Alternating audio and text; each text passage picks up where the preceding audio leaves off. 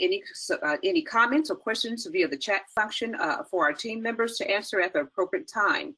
This meeting is being videotaped, as well as presentations made tonight will be uploaded to the city's website created for this project.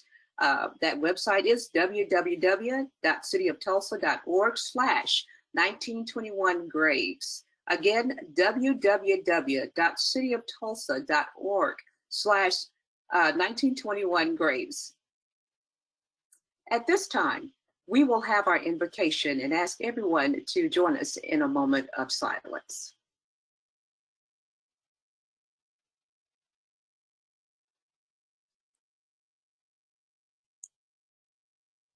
Thank you so very much.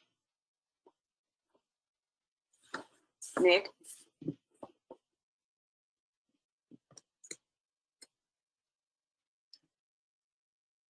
Thank you, Ms. Alford. You're very welcome. I believe we're going to have a quick, some comments from Dr. Scott Ellsworth on our process that got here. Dr. Ellsworth, can I turn it over to you? Yes, thank you. Thank you. It's good to be with you all. I wish I was in Tulsa, and I wish we were all together, but we have what we have. You have a lot to do tonight. I'm going to speak very briefly.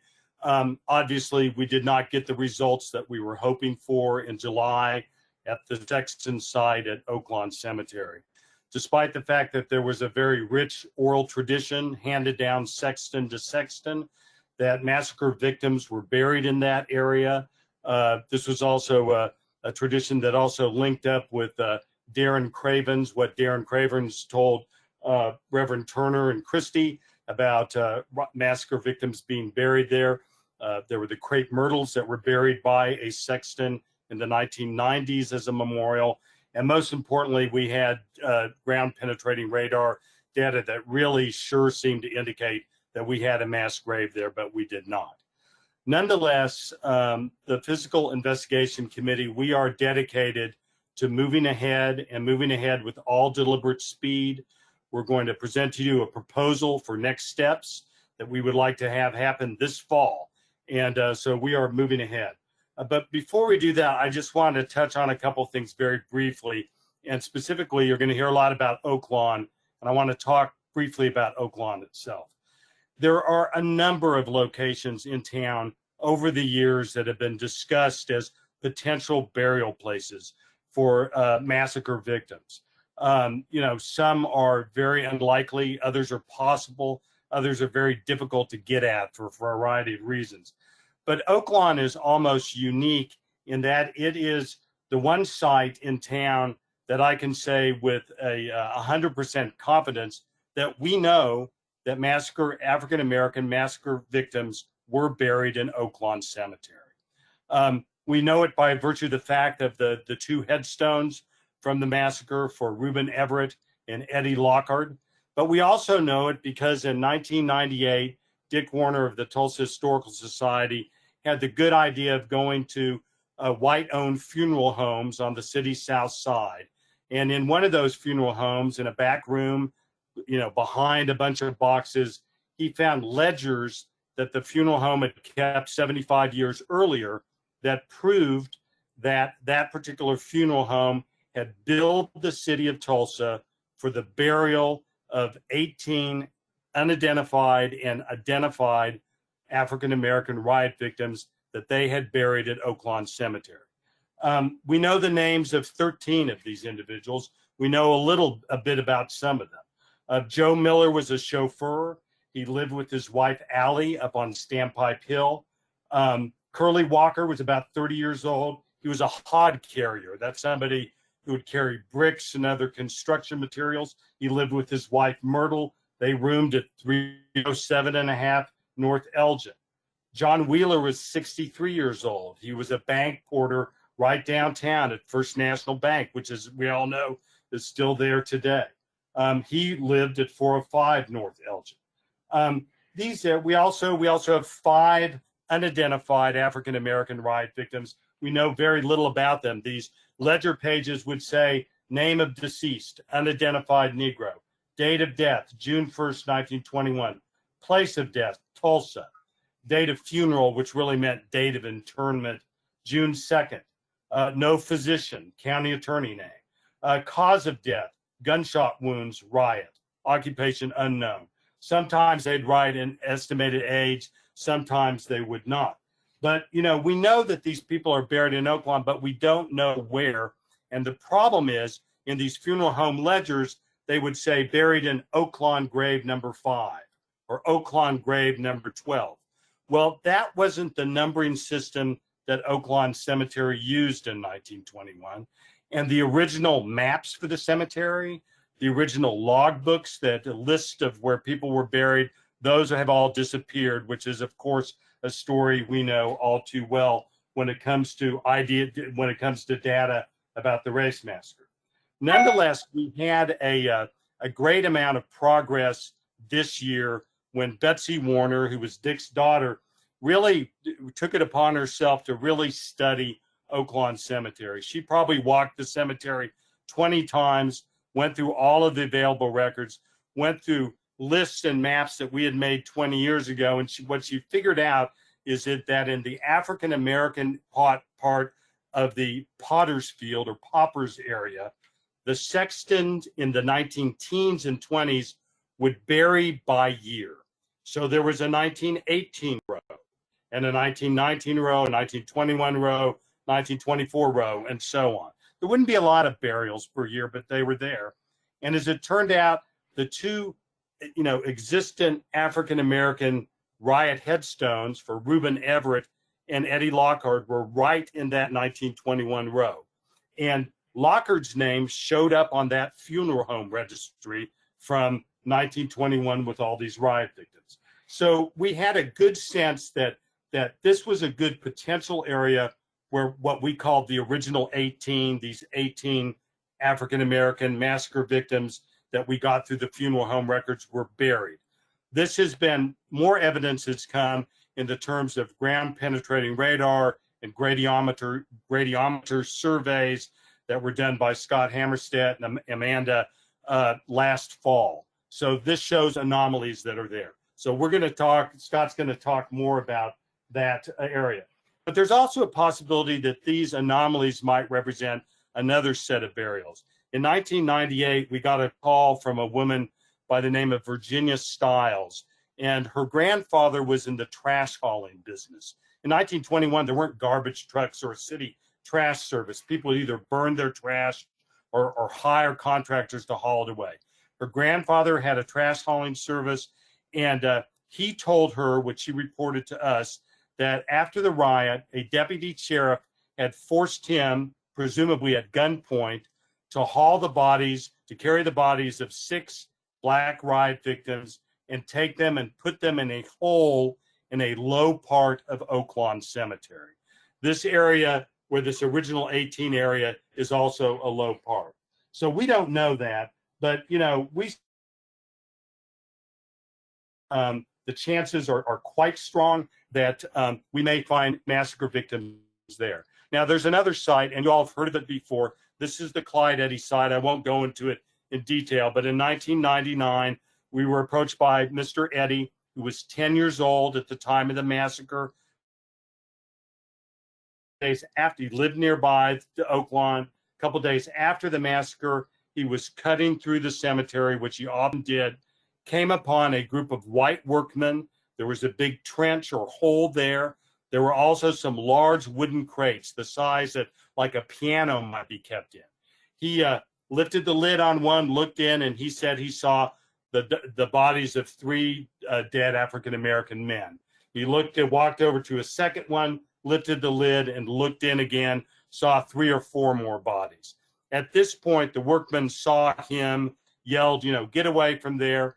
Mr. Eddy then just walked to the other side of the fence, the iron fence there on 11th Street. It was 10th Street then. Stood there for a while, watched them as they buried these bodies, and went on. Well, he remembered where that location was, and in 1999, he called us, told us where the location was, pointed to the area. We did ground penetrating radar back then. It showed an anomaly then, and then this was redone recently in 2019 and 2020, which once again, showed that there was an anomaly there. So these are the 2 areas in Oaklawn we're focused on very much tonight. Finally, just one other last point. The massacre victims that were buried, the African-American massacre victims that were buried at Oaklawn were done so by the white authorities while their families and loved ones were all being held against their will under armed guard in internment camps around the city for 3 days. The family members were not allowed to say any goodbyes. There were no prayers that were said over these people. They were literally thrown away. Well, we can't bring those goodbyes back. That's too late for that. But I do think that we need to push on, and if we are fortunate enough to find their remains, we can then once again rebury them with the dignity which they deserve. Thank you very much. Thank you, Scott. We appreciate your hard work and these efforts. Again, next we'll have Dr. Carrie Stackelbeck and Dr. Phoebe Stubblefield. Thank you, Ms. Brenda. Here, if I will be able to, so Nick, am I going to be able to share my presentation? You will, yep. Let me make you a presenter right now. Okay.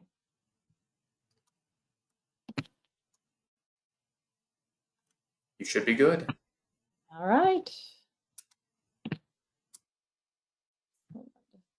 Here.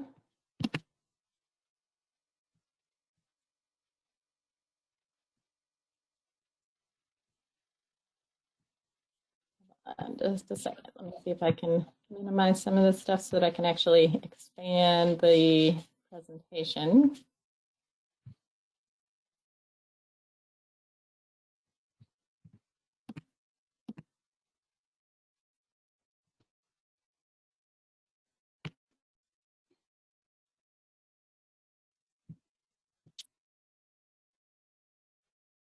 All right, there we go.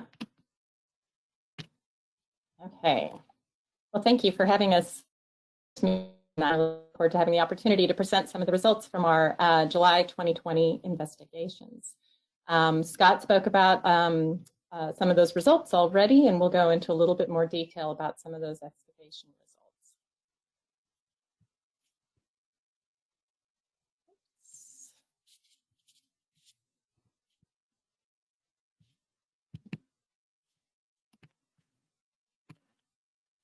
Let's see here.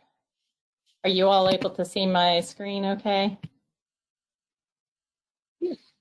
Yes. Okay. Not really sure why it's not letting me advance, though, unfortunately.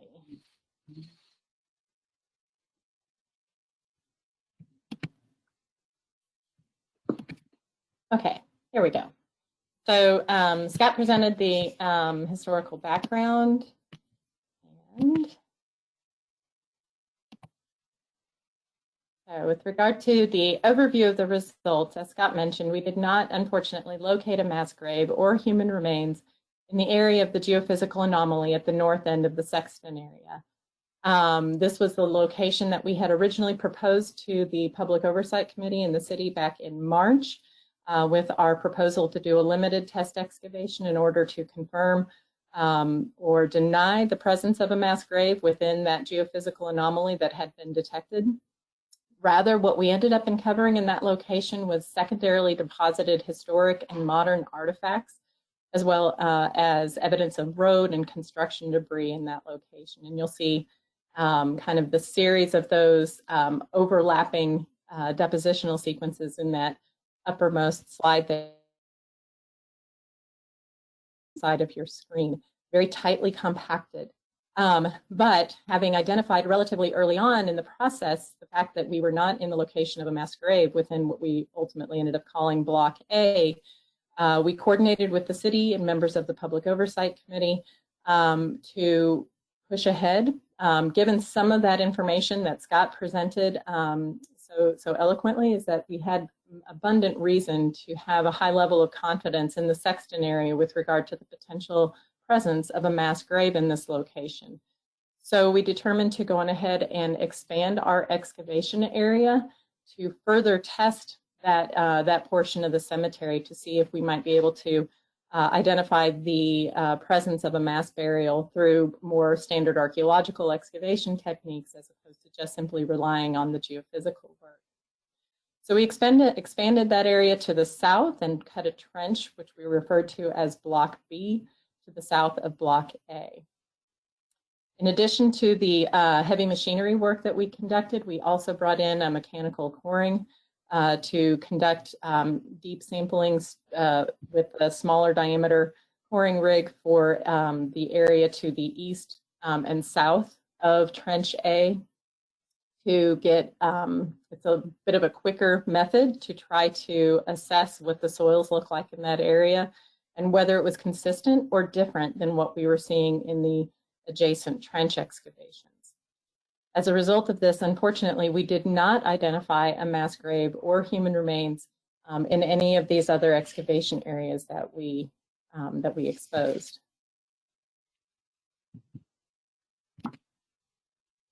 This presents, just kind of gives you an aerial overview of the cemetery, and thank you, Amanda Rainier, for doing an excellent job on some of these slides. I really appreciated your help with this. So you'll see the trench, you'll see the excavation area that we did this summer.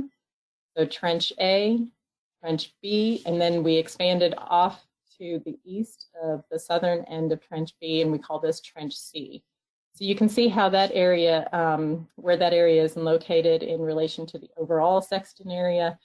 These blocks represent the geophysical survey areas, the grids that were where the geophysical survey data were obtained. On the right-hand side, you will see some of those geophysical survey results. So you can see how the Trench A was anomaly. That was so apparent, and that anomaly was spot on in terms of picking up an anomaly. It just was not the one that we were looking for, unfortunately.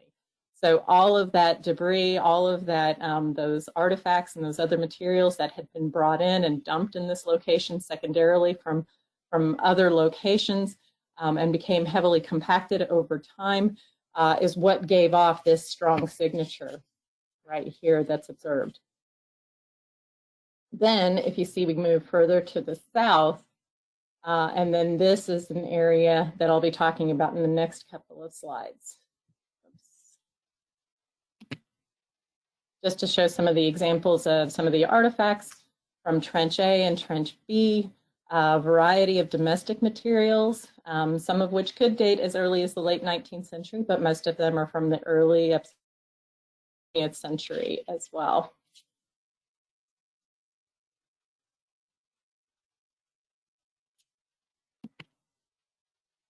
In addition, within Trench A, we were getting quite a number of materials that were associated with grave markers, temporary grave markers, as well as other items that are decorative items that are often placed on graves.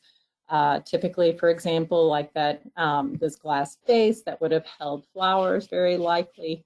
And so these are items that had been secondarily deposited in this location, but we have no indication that they were associated with a grave in this specific spot.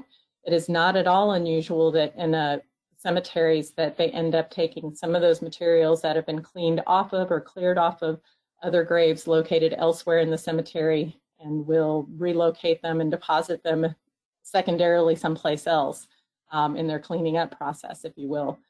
We have information from city workers that this is in fact what has been taking place over the last several decades and so forth, that this location in what we're calling the Sexton area was indeed a repository, if you will, for these secondarily deposited materials from other graves elsewhere in the cemetery.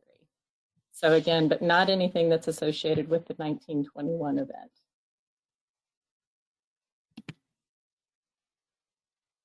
In addition, we identified remnants of roads that had been constructed in the cemetery that are no longer apparent. So we have the roads that we can see now, but previously there had actually been enough that went to the north-south segment of the road and also an east-west segment of road. Let's see here, if I can use this. So this would be, if you can see my cursor here, this is 1943 aerial imagery, if I'm not mistaken. and it shows this east-west road. And then there, by this point, it's becoming partially covered up, but there had also been a northwest or north-south segment. And that north-south segment basically was where our Trench A and Trench B was positioned. That basically caught that road. And we also see evidence of curbing associated with that east-west segment. We picked that up in profile. This also was similarly picked up in the geophysical survey work. But you'll see through the excavation profiles here, we can see indications of the asphalt from that road. Why this is significant from an archaeological perspective is because since we have a good time frame of when the roads were present in this location, the fact that we're able to find them in, stratigraphically means that we know that the materials or the deposits above that road post-date the road, and the materials below it predate the road. So it helps us get a more refined sense of how of the timing of the depositional sequences that we're seeing through the excavation of these trenches. In addition, we identified a deeply buried, low-lying boggy area at the south end of Trench B.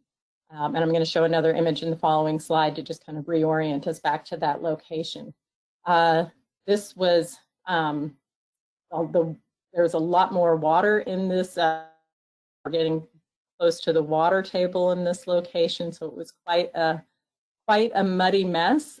But we did recover, it's capped by those later deposits, and we did recover a series of late 19th and early 20th century artifacts.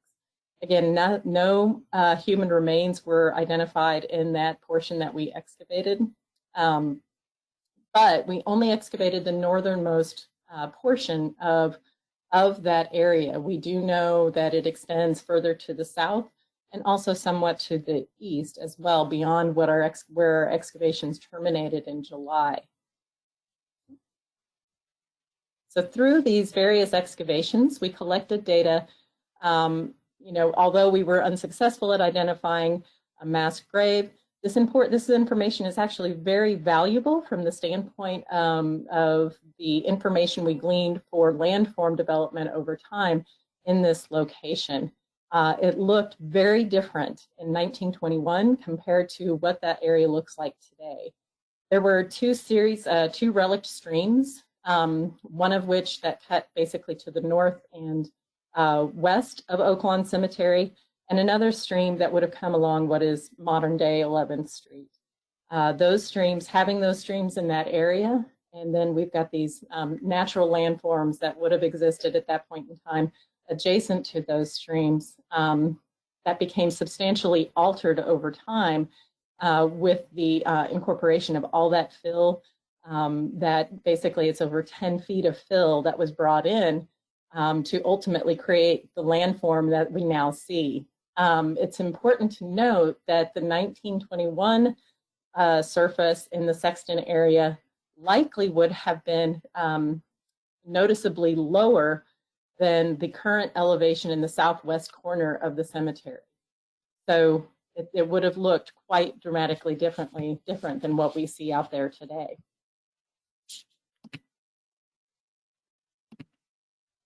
Just some images to show this is how deep we were. This wasn't even at our deepest point when we were getting into that location of that deep buried dark midden. We ended up going even deeper than this, but for safety reasons, we had this box in place to try and avoid having collapse and that soil come in on the people that would have been down in that trench. Down in the trench there. And then we see what I wanted to point out here. So we do have a geophysical anomaly that was detected in this location. And when we brought this trench to the south, we basically, and where we're picking up on this location that we're referring to as feature 3, or this deeply buried low-lying area, appears to correspond to this geophysical anomaly.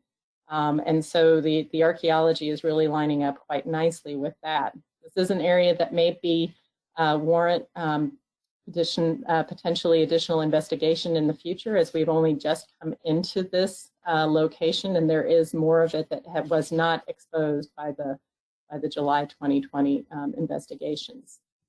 Over here, I wanted to also point out on the right-hand side of your screen, these little black dots that you see.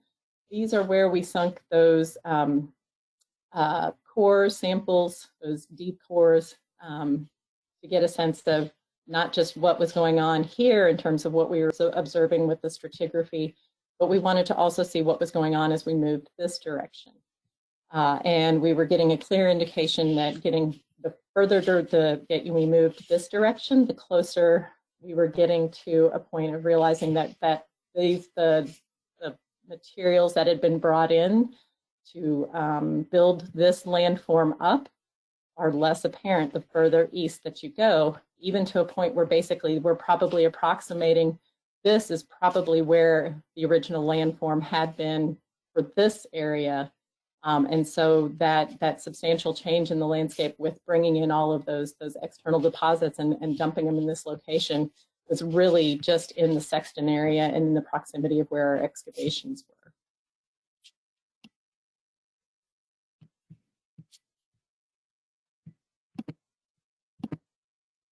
Here's some examples of some of the artifacts from that deeply buried dark soil horizon down there at the southern end of Trench B.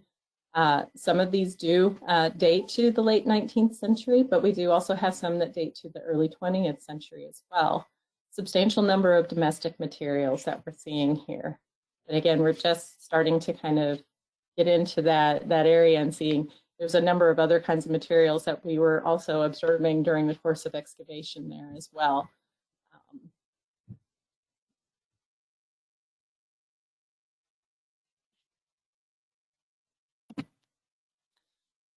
Just to thank this, no effort like this happens without a lot of people. And so we have many, many people to thank. Too many probably to name individually right here, but we have this fabulous, nice photograph that the city of Tulsa that Brian provided for us. It's nice to be able to have a team picture. May go down in history with everybody having to wear their masks and so forth. So we may not recognize everybody sometime down the road, but it was just an incredible, incredible team effort, and everybody worked so hard and so diligently during the time that we were out there. And we are just extremely appreciative of the city workers, of the cultural monitors who are out there with us, Miss Brenda Cavan, Chief, as well as Turner Wentworth Hunt and Leanne Went on behalf of the Muskogee Creek Nation. We just appreciated everybody's efforts in this regard.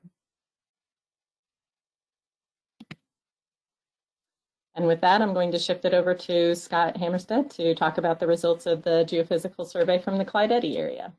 Oh, wait, before Scott continues, I wanted to make a few comments about the skeletal material. We did not find human remains. We did not, but we did find non-human skeletal material throughout the excavation from Trench A and even all the way into the deep midden area, the collection of household debris area at that deep point.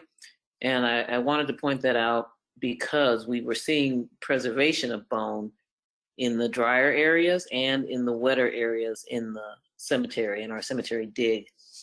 So that it's not certain, but it's a strong indication that we will find preserved bone when we get to human remains, or at least any associated artifacts that go with a burial, both together, hopefully, but we do have enough preservation of non-human bone to suggest that we'll have success if we find the people. We just find them, their burial. So I wanted to point that out. I'm very glad that you did that, Phoebe. And I do actually want to follow up and say I just gave a very cursory overview of some of the material culture. There's going to be a much more detailed presentation of the artifacts that were recovered during the excavations as part of the forthcoming report that is still being finalized. And so this was the presentation. What I used in the presentation tonight is by no means exhaustive. And to Phoebe's point, we did in fact have faunal remains that does indicate a good state of preservation for at least those types of bone materials, which is that's a reason for optimism. And we also had some other perishable materials. Most specifically, we did recover a series of shoes that were made from leather that were well in a good state of preservation as well, which can be quite unusual from an archaeological perspective. So we were actually quite pleased to see both of those types of materials coming from some of these excavations. Thanks for adding that in, Phoebe. Oh, no problem. And thank you, Carrie, because the artifacts, they look beautiful. And when I think Amanda, again, she did incredible photography on those artifacts. Thank you, Amanda. Thank you. Thank you for getting the temporal information, because it makes such a clear picture of what we're looking for and what to expect and where we're headed. So I just appreciate both of you and your efforts here. You're doing a great job. I just hope next time I'll have more. Well, we won't have non-human remains showing, but I'll be able to talk about that. But moving on to Scott. Sorry. Carrie, can you talk a little bit about where those artifacts are now as well? Kevin asked a question about a couple of those artifacts, but thought that might be helpful for everyone to know as well. Sure. So the bulk of the artifacts are in our office at the Oklahoma Archaeological Survey on the OU campus in Norman. The shoes and the compact that was recovered are at the Gilcrease presently.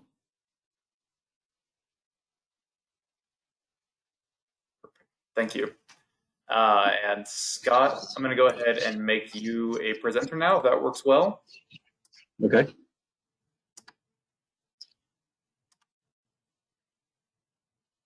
All right, let me know if that worked for you. It looks like it.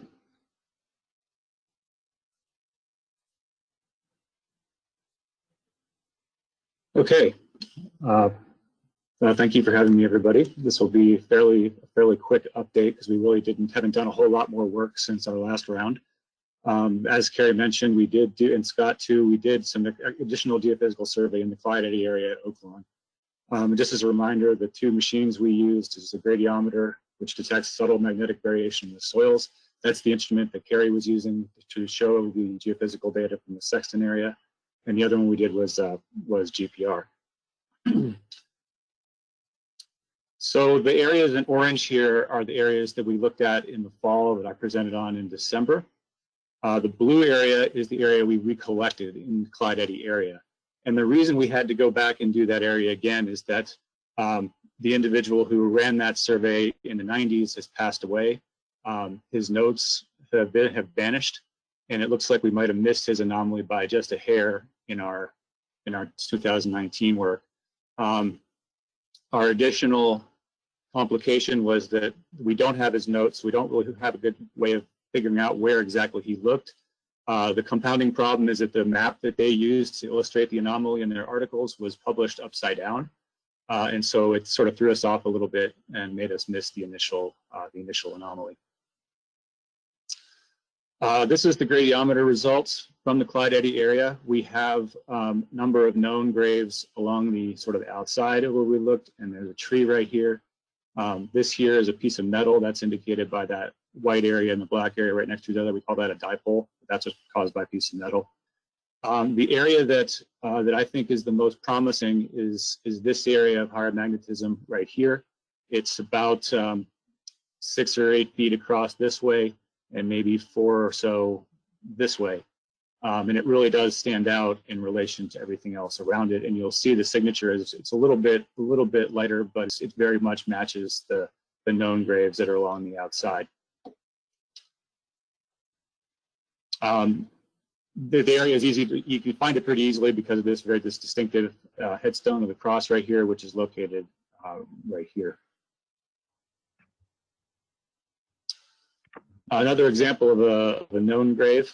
This is the one right on the edge here. You can see that it's a flat metal headstone that's right on the surface, and it shows up really nicely. So we have indication the machines are working the way they should be.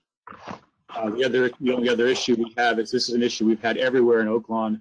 but the soils are apparently are fairly conductive, and they don't allow the signal to pass through as well as we'd like. So we have about a meter down, so about 3 feet, we get this kind of snowy area that makes it difficult to see, but you can still make out some of the features as they go into it. Not ideal, but there's not much we can do about it. These are some of the radar profiles over the anomaly identified in the gradiometer. So these are 3 different profiles. They're kind of going like this. There's one here, one whoops, one here and one here. It keeps going for another couple of profiles, but I didn't put them all on there because there's just too much noise on the slide. But that's what we want to see when we're looking for any sort of buried anomaly that could be a grave or other disturbance. If you see it in just see a reflection like this in just one profile, it might just be a rock or a tree root or something. But having it show up in successive ones, 3-4 feet across, is pretty suggestive to me that this is an area that's worth expanding and looking at a little bit further. And I'll let Carrie talk about some of the plans we might have for this going forward, so you guys can weigh in on it. The original 18 is another area we've talked about quite a bit. Scott mentioned it a little while ago, and I talked about this in December, but I wanted to bring it up again as another area that's potentially worth looking at. Again, we have Eddy Lockard's grave, and you can see his grave is actually present, but we had these other number of anomalies around here that are of higher magnetism that again look like they could be consistent with possibly individual graves in this case, certainly not more than 1 or 2 individuals.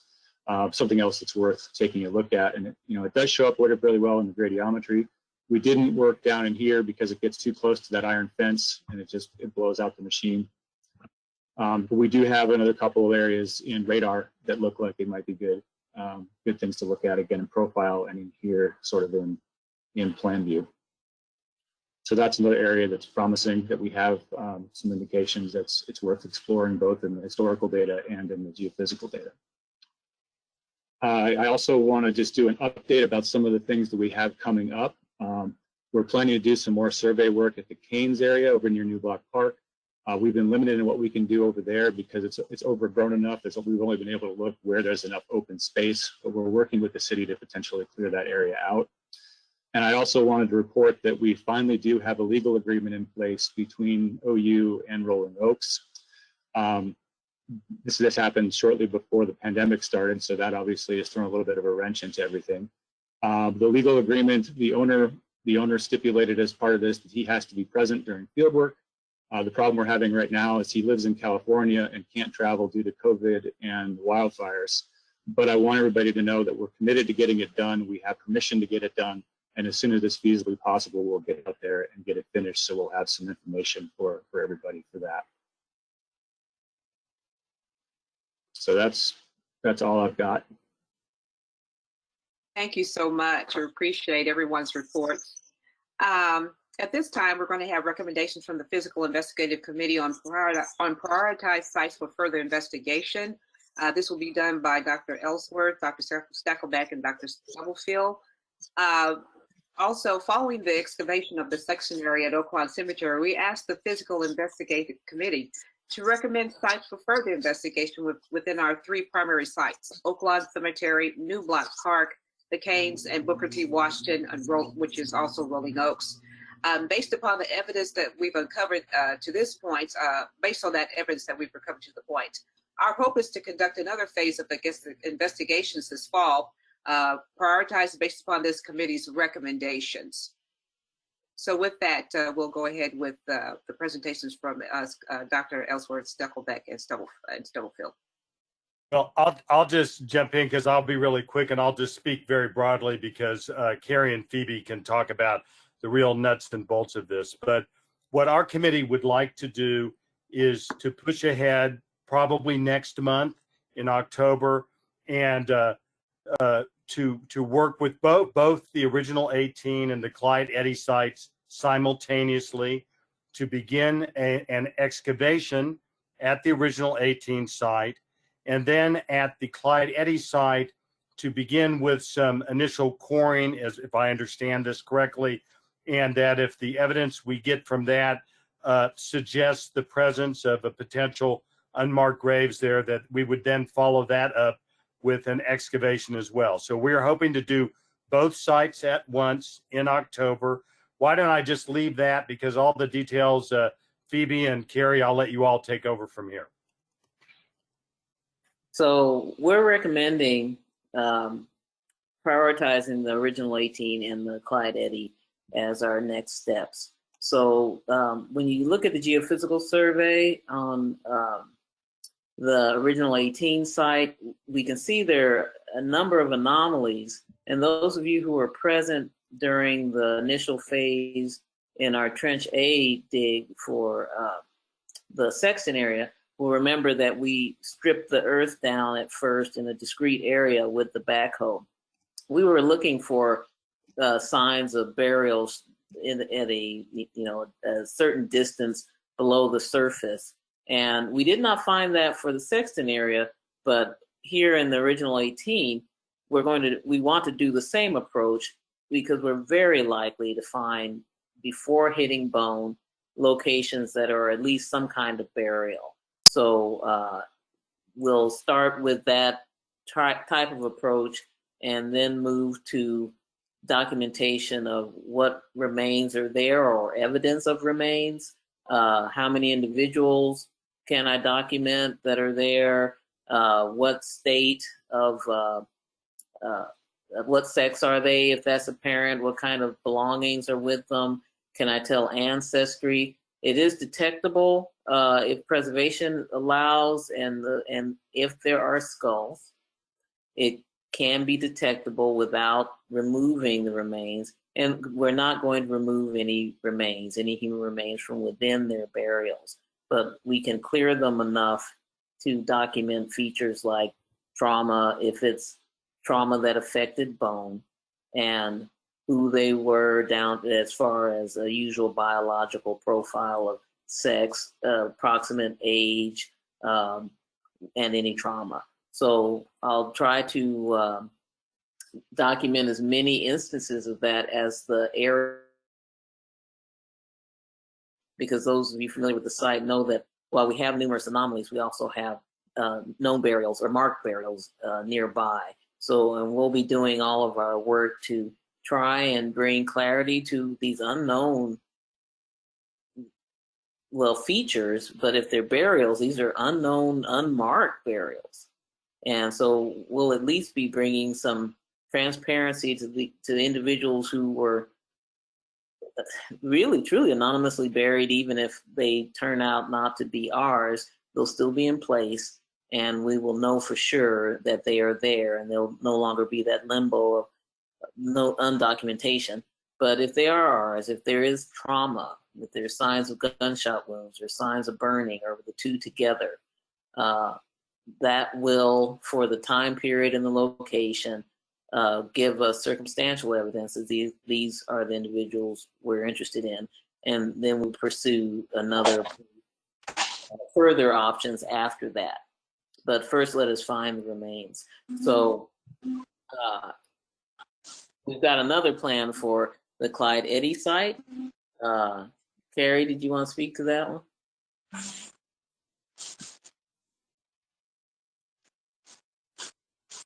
I can't, wait, is she on? Oh, she's still muted. Oh, there you go. Yes, so following up on the geophysical survey results that Scott Hammerstead presented for this location, we are proposing to do slightly differently here compared to the excavations that we undertook in July 2020. Here we would like to start first with the coring, or perhaps an auger, but more likely a core. And it will just be a handheld device. We won't have to bring in a machine-based coring device in order to access the deposits here, because we don't have the same kind of overburden that we had over in the Sexton area. So those overlying deposits are much shallower in this portion of the cemetery. And we are actually more closely approximating what the original land surface would have been in 1921 with what we see out there today. So for that reason, we're taking a slightly different approach and starting first with the less invasive coring technique to be able to go across that area. It's also a smaller area compared to the Sexton area that we were talking about. So we will be able to zone in very quickly on those locations where those anomalies were and be able to core within those and outside of those to get a comparison between those areas in terms of looking at the soils and see if what we're seeing in the locations of those anomalies is in fact consistent with disturbed soil that may indeed represent a grave shaft. If in fact that's the case, then we would move on to conducting mechanical excavation there. Very similar there, where we bring in that backhoe that has that smooth-edged bucket to remove the overburden and conduct stripping there. Again, because we don't have as much overburden here and we aren't going to have to go as deep, we won't have to step it in the same fashion, like with that kind of inverted pyramid approach that we took previously. So we'll just be able to strip that soil back and go down to the depth that is appropriate based on what we see from the coring data as far as when we should be encountering a potential grave shaft. As with the original 18 area that Phoebe referenced, if we are successful at identifying human remains in this area, we will expose them but leave them in place. And we will basically follow those same procedures that Phoebe just outlined.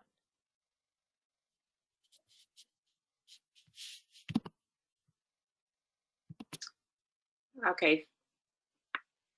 Carrie, were you finished? I'm sorry. Yeah, and that just basically then brings us to this slide here where basically, so we have the proposal that we're putting before the Public Oversight Committee in the city is to conduct those the field work as we've presented here this evening in the original 18 area, as well as the Clyde Eddy area. We believe that these can be accomplished concurrently, and we've been coordinating with the city to discuss how we can actually make that happen. And also coordinating with the team members that we had out for the July 2020 excavations to bring them back out for this work here. And we believe we will have adequate number of people available and resources available to do both of those locations concurrently. As with that July 2020 field work, we would like to propose again having monitors be present throughout. And we felt like that was a very positive experience for all involved, and we would like to continue with that approach, and also to plan appropriately for the security of these areas during the course of the investigations. I'd like to add, if we encounter human remains, and I find it very likely that we will. Those of you who were present for the Sexton dig, we won't have the same like freedom of view for the original 18 and the Clyde Eddy sites, just as a caution, because that we cannot have human remains be captured on media. So you may see a different approach towards screening the area. It depends, once we're on site, and if you see us putting the tent over the dig and want to see the same progress, you'll just know we found human remains, but there won't be that exposure of the excavation, just because it's polite for the deceased, so, and their families, even though that's another story, their families. So just, is there one more slide, or is this the part where we let? Yes, yeah. I also had put in a slide about the additional geophysical survey work. Scott Hammerstead already nicely presented that, I think, in his presentation. I would say too, so we realize there are so many things that we need to discuss beyond just the scope of what we're talking about here in terms of the proposed next steps for field work within Oaklawn that we are putting forward. We just want to put this on your radar screen and let you know that we are aware that there are these needs for additional discussions on a variety of other topics, most specifically about the process of, if we are successful at identifying human remains, what are the procedures that are required as part of that disinterment and reinterment process. And there are a wide range of questions around those procedures that require further discussion. Also, if we engage in the potential for DNA studies, That's definitely been a point of discussion in the past and a lot of questions. We want you to know that that is still very much on our radar screen, but requires probably a more detailed discussion than we can give it full treatment tonight, as well as discussion of the future transfer of any artifacts, of all the artifacts that have been recovered by the investigations to date and the future work that we are proposing to do. That's just basically to let you know that those are all things that we feel very strongly should be the subject of future discussions with the Public Oversight Committee, and we would like to see that happen. So with that, I think that brings us to a point of discussion and Q&A. Yes, at this time, we will entertain questions from our committee members, questions and comments from committee members at this time, please.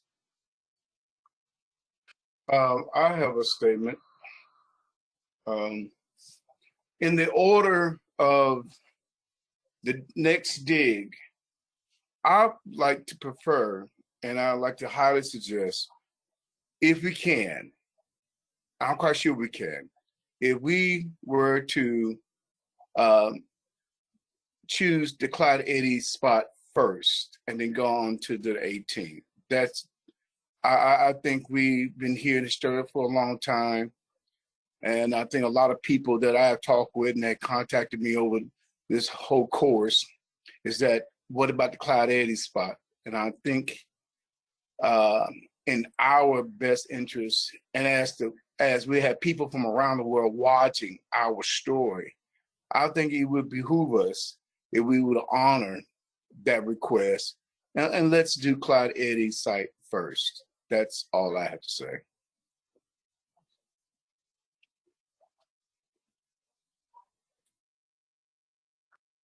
I think it's truthfully, I think we'll have time to do both locations simultaneously. Yeah, I mean, assuming another 2-week interval, because the depths of soil involved are not the same as what we were challenged with in the Sexton area.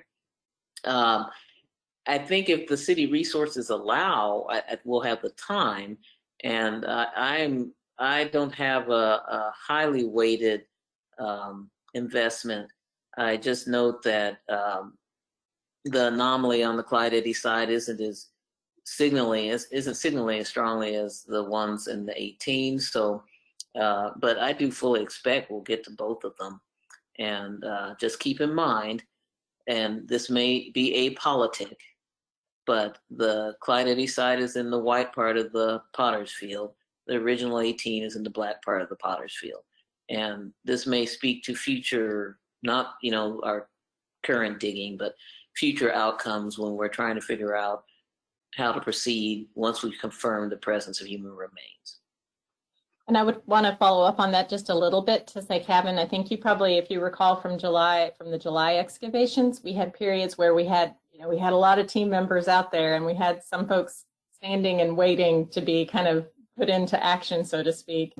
So what we're thinking here is with the people that we would be able to have on board again with the field work this round, because of the high level of expectation that we would encounter human remains quite quickly in the original 18 area, odds are it would be Phoebe and the physical anthropology folks who would be on task quite quickly there. Whereas with the Clyde Eddy area, I expect that myself and whatever other archaeologists are able to be present at that point in time would simultaneously, while they're doing their work over in the Clyde Eddy area, in the original 18 area, simultaneous to that, we would be monitoring the backhoe work, or doing the coring and then monitoring the backhoe work in the Clyde Eddy area. And then at the point at which we would encounter human remains, we'll be able to go right over and grab Phoebe and have her come over right away from the other location, just steps away. We're just thinking that might be a good way to logistically deploy the people who will be working on the project and maximize their skill set at that point in time. So we absolutely, through this model, we're envisioning both happening at the same time. And it looks like we have the availability too. I mean, all of the physical anthropologists, the biological, those are the same terms, but all of the forensic anthropology experts look available for a fall window, October window. And so we'll have more than enough operate both sites simultaneously unless we're thrown, some kind of surprise at either one. So I think we're well staffed. And on another note, on the Rolling Oaks issue, and I know that we're waiting on the owner to be here. I'm quite sure he would like to be here, and there's circumstances that's preventing him from being so. While we have everybody in place when we come back for our next excavation, could we as a committee just go out there and just look over the lay of the land and get an eyeball of what's out there? I know some of us have went out there at different times, but collectively, I'd like to see us all go out there and just get a lay of the land. So you mean the Physical Investigation Committee, who we've been out there, or the Public Oversight, or just I believe that the Public Oversight Committee has not had opportunity other than myself being out there. But with somebody that has authority, not so much authority, but have a sense of what's out there and what are we seeing out there from a layman's term to be able to explain why are we out there. I'd be happy to do that. And Kevin, you've worked on this a long time as well. I would think the two of us could talk about the evidence and what we know. Absolutely. Sure. Okay. Anytime. Great. And I highly recommend it. I do also, I agree, Kevin. I recommend if you, for any of us in this investigation, in any of our roles, the History Committee as well, visit Rolling Oaks before any investigation or any, well, I mean, it's fine. So, but I do recommend visiting it and viewing it. Yes, All thank right. you, Kevin. That was excellent. Question. Good evening, Madam President, everybody. I would like to know if there is a geophysical visual of the survey done on what I call Cravens Road, which is the road on the cemetery that he first mentioned. I understand that was said no anomalies were found, but never had a chance to see an actual copy of a survey as we've done for other things that have been surveyed, and surveying of the street. It's more or less like a bike trail now that goes near the IDL. Those are the two places that I've been told that there was a survey done, but have not seen those yet. If that could be made available to us, and I concur with Calvin that I would love to go out with this group to Rolling Oaks. And my third question, and my third comment is as it relates to the geophysical survey that was done. I think he mentioned something about, I think Dr. Scott mentioned something about 3 feet down is something going wacky with the device. Can we get that fixed or looked into? Because those look like the same snowy cone that were where the Eddy Lockhart grave site was found, or is. They look very similar as far as the triangular shape. And so what's the status of trying to get that device where those snowy things, if that's what they are, and just a result of the device going 3 feet deep and how it makes stuff look, but it also could look like there are things there. So those 3 points, the geophysical surveying of Cravens Road and IDL, I agree with Kevin about going to Rolling Oaks. And the third thing is about the device that showed those abnormalities, but are being called just some mechanical issues, I guess, looked into. Sure. Well, I can speak to two of those for sure. The other one I can defer to Scott. But we did do GPR over the bike path in October, and all I found was utility lines in one or two spots. And the issue with this, what I'm calling the snowy, for lack of a better word, and that's not actually because of the machine. There's a difference in the soil at about that depth, and so it's the properties of the soil that are affecting the GPR. And this happened to the group doing it in the 1990s as well. So it's not actually the machine, it's just the soil conditions at Oaklawn. So there really isn't much we can do about it, unfortunately. Scott, are you able to provide the Public Oversight Committee, Reverend Turner, as well with the results of when you did survey the road and also the bike path? I have some examples of that in the report that came out in December. I just have selected. I didn't do all of them because they all look kind of the same. But those are in there, and I can make sure that everybody has the report if they haven't already downloaded it from the city. But I'd be happy to share more of the data if anybody would like to see it. I have no problem with that. Thank you. One thing, if I can just follow up on that, and even though this isn't about the geophys, but I can say, Reverend Turner, and then also Chief, I know that we had spoken previously about interest in that area closer to the IDL, between the cemetery and the IDL. We will be, this part of the forthcoming report is going to include a chapter on the stratigraphy, as we've been able to ascertain it from the excavations that we've completed and the trenching that we've done and the coring that we've done. And we'll actually add to our understanding of that with the work that we're proposing to do here, I think, later on this fall. But what's really, it'll help us kind of also understand not just specifically what's happening in the Sexton area or in the western portion of Oaklawn Cemetery, but I think it will also give us a bit more of a broader picture as well of the adjacent landscape, changes in the landscape over time for that overall area. And hopefully that's something that people will find informative. But that's still a work in progress. We're finalizing that, and hopefully, and we'll have that completed in the near future.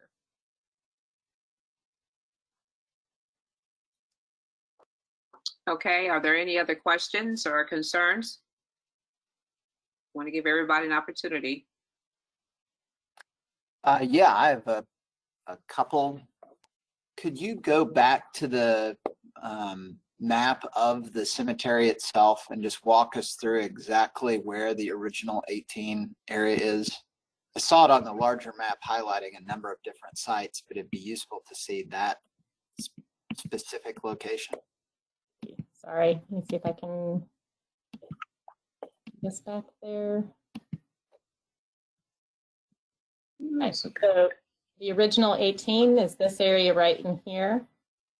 And then this area over here is that Clyde Eddy area. Yeah, okay. And kind of to Kevin's point earlier, I mean, is there something about the original 18 that caused the committee to feel like this should be the #1 priority for the next excavation? Well, I think I'll jump in a little bit. I think it had to do with the historical evidence, the fact that that once Betsy Warner had decoded how the burials were done in the Potter's Field, the fact that this area lines right up with where burials would have been done by the sexton in the year 1921. The fact that Eddie Lockhard's name shows, Reuben Everett's does not, but Eddie Lockhard's name showed up in the funeral home ledgers as well too. That combined with the anomalies just seemed very, very strong to us and indicated to us that this is the best site that we have in terms of historical evidence and geophysical evidence to suggest that African American burials were made in this area at Oaklawn. And plus also, the testimony of Virginia Stiles about her grandfather, the trash hauler in a low area. This is clearly a very low area there. And it also fits with the larger sort of oral tradition that said that was in this southwestern corner of the cemetery where massacre victims were buried. So I think it's a combination of things. But again, none of this is definite. We're dealing with 99 years. We've had to deal with the fact that the original maps of the cemetery were destroyed or lost, that the original ledgers for the cemetery were destroyed or lost, and that we had a culture of silence in this city for a long time where people don't want us to find these folks. And so we're having to fight against that. And so those are the things that would cause you to think that these, acknowledging that we're working in a cemetery here, those are the things that would cause you to think that these might be related to 1921 versus just a potter's field from some other era. Yeah, I mean, and oral history. Certainly, and it is possible that these could all be burials, and they could all be non-massacre related burials. At a certain point, you got to go with the evidence, and you got to go with your gut. And I think our feeling, I don't want to speak for Phoebe or Carrie, but I think there's a lot of things pointing to this place right here. Okay, and then I don't want to put words in your mouth, so feel free to tell me I'm wrong, but I'm kind of reading between the lines on what you're saying. Is the thought that perhaps the court or the funeral home records that were found where the county paid for people to be buried from the massacre in Oaklawn, that this would be a likely location for those people to be buried within the overall cemetery? Well, again, we don't know on that. I mean, I think it's certainly a strong possibility. This is the strongest possibility that we've found in terms of geophysical evidence anywhere in the African American portions of Oaklawn. And but no, we don't know. They may be somewhere else, and somehow we're just not picking them up. But let me stop too. I'm having to relive this history going back to the mindset of 1921. I'm not going to argue or belittle the issue or push it any further, but I'm thinking if I had the intention of hiding something that nobody's going to find, why would I put it obviously in the Black neighborhood? I would hide it where nobody wouldn't be looking for it. They wouldn't dare put them in the white area. That's just me thinking, and I've been echoing that a lot of folks been saying, you get everybody got the ideas of it, but it does make sense. If I'm trying to hide something, I'm not going to put it in the obvious spot. And we finding that out, over and over again. So I had to get that out. It just, I know we got evidence. I know the possibilities there. I don't want us to be in a situation where we look like Charlie Brown and Lucy with the football. Come on, let's kick the football and stuff like that. I think we far from that. But I just want us to get out of this mindset that the people who we are today as Tulsans are not like the Tulsans of the 1921 era who committed these atrocities. They had all the power to hide everything, evidence and whatsoever, and they could have did anything with these bodies, as we already know so far. What little that we know now, and I'm out. Well, I want to say I do see a likelihood of, I mean, it's not just the records, but the record keeping from the other funeral home. The record of that original 18 is strong evidence to me, because one of the things I keep in mind from my own disaster response training is that the bodies found at the beginning of a disaster recovery are not the bodies found once you know the magnitude of the loss, and are looking for multiple types of sites, individual burials versus mass graves, reflects a quite reasonable timeline of, here are the deaths we found on day one when we seized control of the city, we, the National Guard, responding to the event, putting Black people in internment camps while trying to figure out a strategy for dealing with the dead in the summer. For day one versus day two and day three, once a door-to-door has been completed and you're figuring out, and these are remnants of doors, but you're figuring out that there are many, if that turns out to be what we find.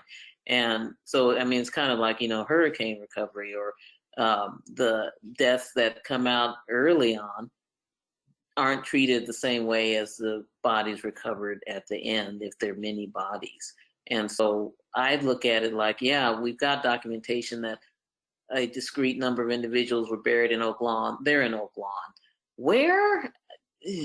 And I figure because of the culture of the time, they're going to be, the black ones will be in the black part somewhere, and the white ones will be, and did you notice how in that original 18, a lot of the white ones got sent somewhere else, which is a whole economic story of interest, but that's another thing. But the white ones, unknown, will be in the white part. And so they have to be there, in theory, have to, in Oak Lawn.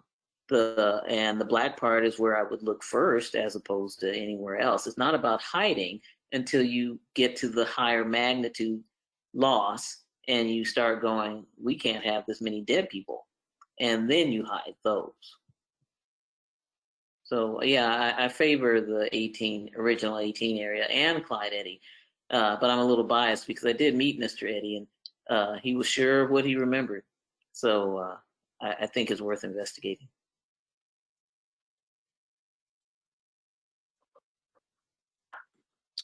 Okay, are there any other comments? Thank you all, everybody, for your presentations. Are there any other comments? I did have a question. Okay. A quick follow-up question on the OU Rolling Oaks agreement. I know that it took quite a while for that agreement to come into place, and I know you guys mentioned a couple of stipulations that the owners of Rolling Oaks gave in that agreement, and obviously I'm not privy to all the stipulations, but as with most archaeological studies, you can't really foresee where the findings are going to take you. So do you all foresee the owners of Rolling Oaks being open to letting the city explore and the team explore where they need to explore, or will there be further roadblocks that come up? Like, can you all speak to that at all? Or? I don't have a good feel for that right now. The agreement was worked out between OU Legal and his personal attorney. And so I'm not 100% sure what his reaction would be if we'd find something out there.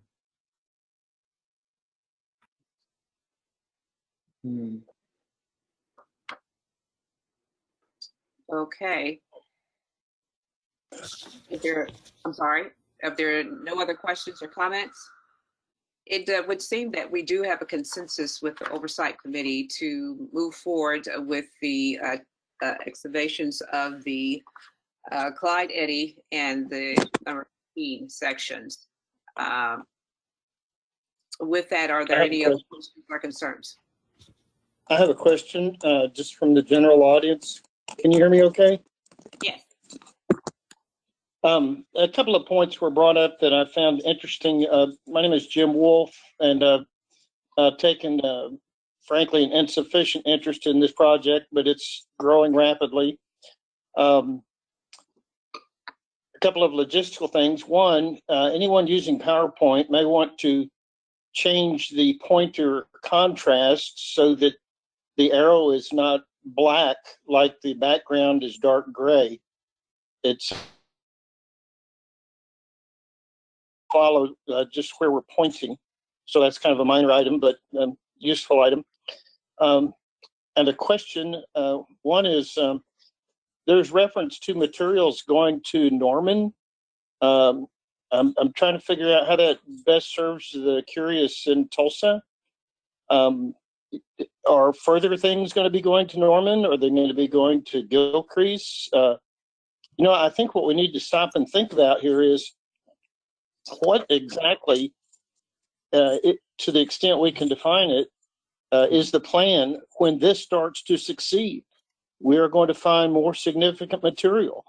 Where is it going to be? What are the families okay with? I understand the law part of it, but are we intruding on the wishes of the family? Do the families want more information? Do they want more information shared? We've got to find a way to do more than just the little bumper cars thing we're doing here, where we run into an observation or two, and I'm still not sure what an anomaly is geophysically, and perhaps that's in the handout I could download from someplace. But Jim, at this point, we're taking comments from the Public Oversight Committee about next steps and are working to reach consensus on that. And right, I understand that, but I've got to go someplace and I'm going to have to leave the meeting. Shall I just cut off? Yeah, right now we need to reach that consensus with our Public Oversight Committee members. Sorry, I thought this was for some input from the audience. My mistake. That's okay. Is- If you I'm wanna, sorry. you can write comments in the chat function. We'll make sure those are answered. We're doing that for comments from the public. Well, perhaps that announcement early on would be useful. We did that announcement at the beginning of the meeting. We didn't all catch the beginning of the meeting. Perhaps an update during the meeting would be useful. All right. Consider this the update. Okay, thank you. As I stated before, this seems to be a consensus of the Public Oversight Committee to move forward with Clyde Eddy and the 18 section, section number 18. If there are no other questions from the Public Oversight Committee or concerns. I have a thought on the last gentleman and what he asked for in terms of coming in with an update. Maybe just after the meeting for people who can't step in the beginning, adding some notes attached. All right, thank you. All right, if there's no other discussion, basically the decisions that have been made or the consensus of the Oversight Committee will be presented to the Public Oversight Committee, to the Mayor, and to the Physical Investigative Committee. And with that, we will move on to towards making sure that there are no other questions or concerns before we move on with that process. And everybody's okay. I'll say that again. It seems that, and thank you for letting me know that. It seems that everyone is under the same consensus that we should move forward with the Clyde Eddy and the Section 18 sites. Are there any other discussions before we move forward?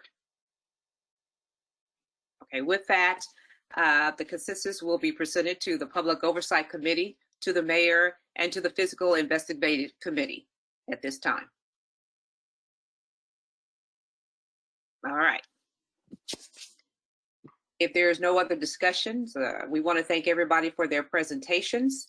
Again, if you have questions, please, that were not answered during the meeting, please feel free to put those in the chat. And I know that our City of Tulsa members will make sure that you are responded to appropriately. With that, if there's no other discussion, this meeting is adjourned. Thank you. All righty then.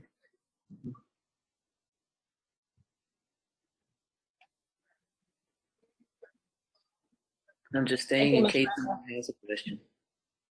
Yes, I'm going to stay too in case there are some questions. I can say just quickly in response to the other question that was posed, the materials that are in at OAS in Norman, it's temporary. It's while the materials are being analyzed, those artifacts are being analyzed. That's why we have them at our office here. But it is not, we are not a repository, and we are not intended to be the end point where those artifacts will remain, and that ultimate disposition process will happen as part of future conversations. What was the tentative date of the next excavation? I must have missed that somehow. We don't have a date Okay. for that, Kevin. We're hoping for some point in October. October. Okay. Halloween. Great. All right. No, it can't be. Well, so remember, there's an election in November, so we all have to be able to vote. Oh. Right. It's close to November. Okay. Mail-in ballots notwithstanding, I need to make sure my vote is counted. There we go. Woo, what a roller coaster. Okay, folks, I'm out. I gotta go do some yard work. Now? I better, I'm gonna get in trouble. All the best. Thank you for your questions, Kevin. I appreciate it. Thank you for your for input. being here. Thank you. Thank you. All the best, y'all. Yes, Amy, I'm gonna thank call you. I'm gonna call you, Amy.